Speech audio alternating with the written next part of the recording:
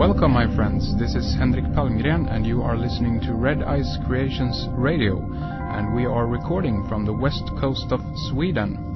You will find us online at redicecreations.com. Stop by, check out our news, our radio archive, and much, much more. And you can hear us every Thursday and Sunday. And on Sundays, our program is broadcasted on bbsradio.com. Today we are going to talk about the goddess tradition with author Karen Tate, so stay tuned for that. Thanks to one of our monthly regulars, Alan Watt, for being with us last week. Alan will be back the first Sunday next month, so stay tuned to Red Ice Creations Radio. Now let's get today's program going. Welcome. Today we have an interesting program lined up for you.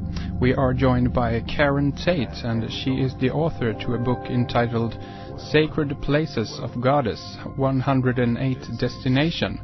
And this topic of divine feminine traditions and goddess worship is a very interesting one that keeps coming up when you study not only ancient civilizations but also secret societies and of course the many different religions. And I thought it would be interesting to spend some time on this issue today with Karen. I have read about her book and it seems to be a fascinating one, so I'm very glad that she's here with us today. So welcome to the program, Karen, and thank you for spending some time with us today.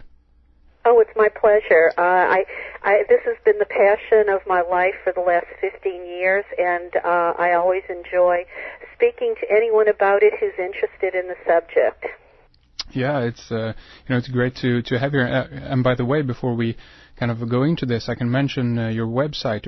It's KarenTate.com for everyone who wants to follow along during our talk here today. So, yeah, as I said, it's great to have you here. And to kind of kick things off, why don't we begin to, if you will, maybe you can tell us a little bit about yourself and how you began your research in this field.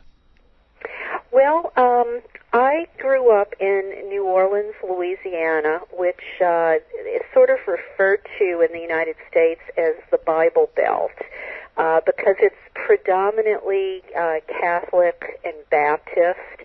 You won't find many people who are interested in the divine feminine. In fact, I went my entire life until I moved to California without even meeting anyone whose religion was Judaism.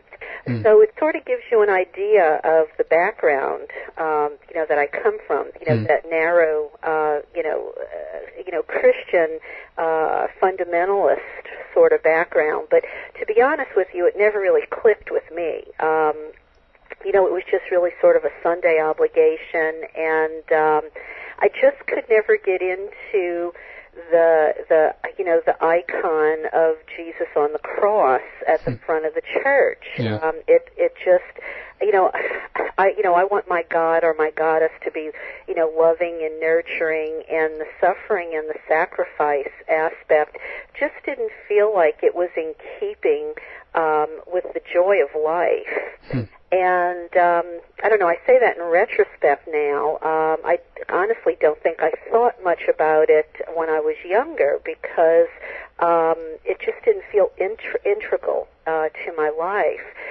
I was more interested as a young person in ancient cultures and metaphysics, and to be honest with you, I was really sort of an oddball on the fringe where I lived because there weren't a lot of people that were interested in that sort of stuff. And it actually took my husband and I, when I was 30, I moved to California, and my eyes just opened. I was exposed to so much more than I would have ever been exposed to living in New Orleans, and that's when I stumbled on to goddess spirituality, because even in the colleges, in the part of the United States where I lived, they really didn't treat this as a potential viable spirituality for contemporary times. At best, they talked about it in the context of Greek mythology, that had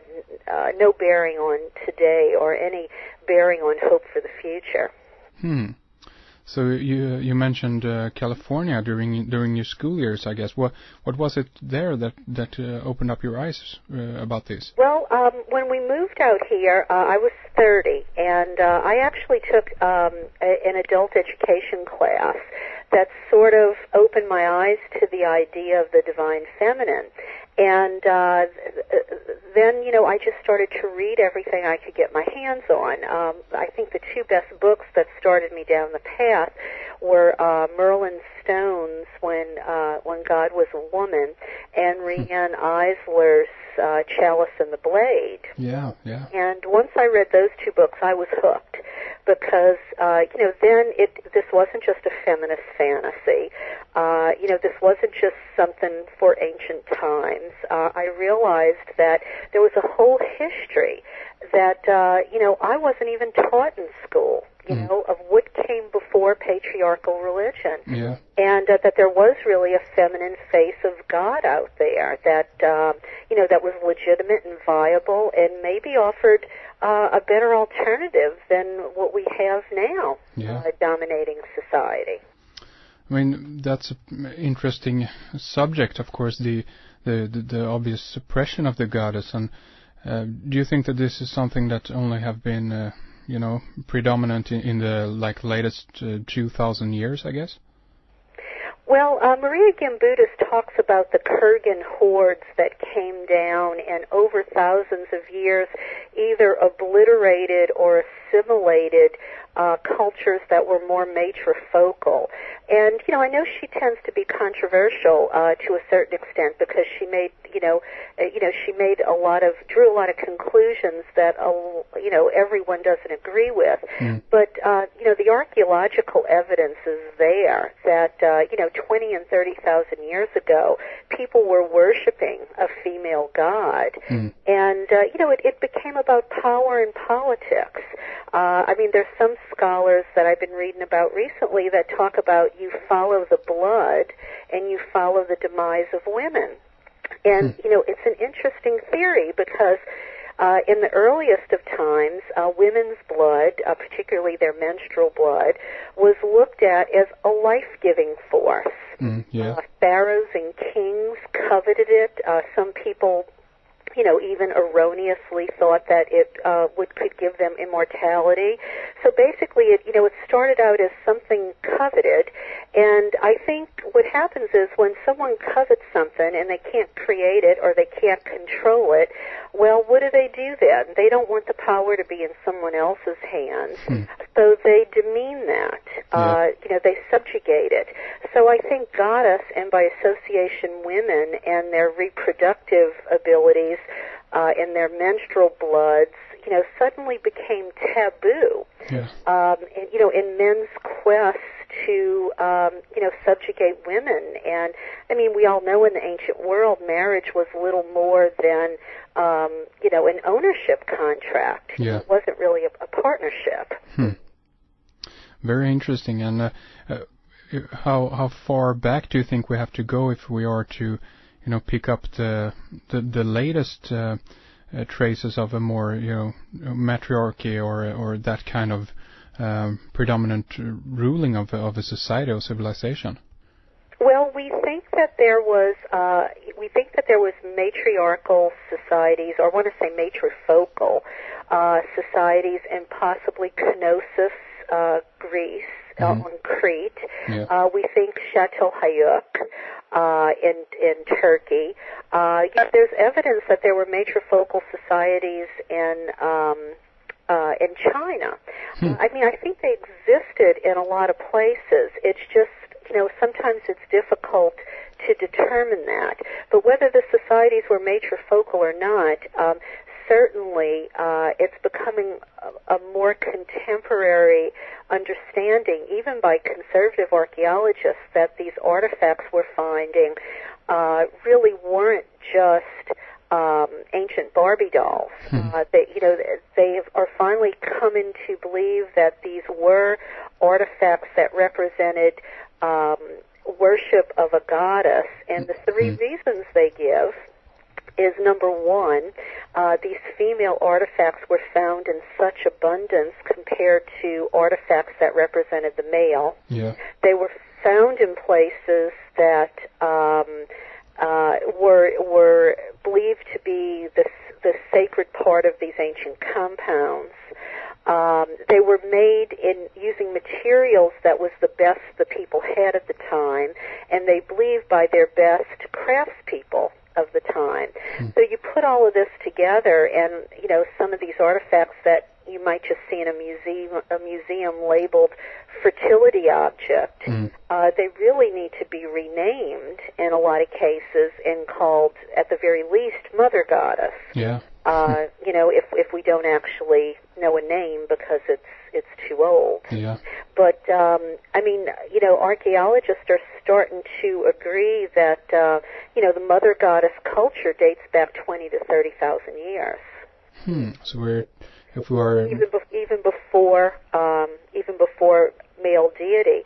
Yeah. And it's easy to understand, really. As people started to have a sense of themselves and their world around them, it was the female, that could give birth. The female animals, the female humans, they could bleed and not die. Yeah. They were the ones that, they didn't understand man's part in procreation yet, Yeah. and so they, it made sense to them, that the creatrix of the world was female because, obviously they saw that's where new life, came from the female's loins. Yeah. So, do you think that there could be also a connection to, the ancients viewing the cosmos in terms of, I guess, astrotheology, viewing the cosmos as the ultimate mother goddess, basically? Well, I think so, and I think as people get more open and more advanced, I personally believe that whatever the supreme source is, whatever we want to label it, it's probably really a balance of masculine and feminine energy. Yeah. I think it would be a cruel joke on either gender for deity to just be male or just be female. Yeah. I really tend to think it's much more of a blending, or I don't know if you want to call it sort of an androgynous sort of energy. That would be the only thing that would really, truly make sense. Otherwise, you would be discriminating against the only other gender on the planet. And I don't think a deity in their ultimate wisdom would be so foolish. Yeah, I totally agree. That's an interesting point. I mean, do you know, or rather, what's your theory about that? I mean, obviously, of course, we have the question of procreation in regards to why we have kind of divided up ourselves, I guess, into these different genders. But I mean, could you refer to this on a more spiritual level, that there is a kind of a battle going on between the cosmic forces that have kind of divided themselves up, in these two parts all the time that we see? Well, honestly, my best answer to that is I think the division is man-made, human-made. I think all the division in the world is human-made. It's too many people who think theirs is the only religion, theirs is the only way, everything else is valueless or not the real deal. I don't think it's the divinities or the divine that have this cosmic battle going on. It's just my personal opinion that that's totally a man-made construct. Yeah. It's about power over. I have the keys to heaven, and everybody else is doomed. Yeah. And if everybody thinks you really have the keys to heaven, well, you're an awfully powerful, wise person, and everybody's going to be flocking to you, aren't they? Yeah. I think it's more about ego and power than it is about, what was really intended for human beings.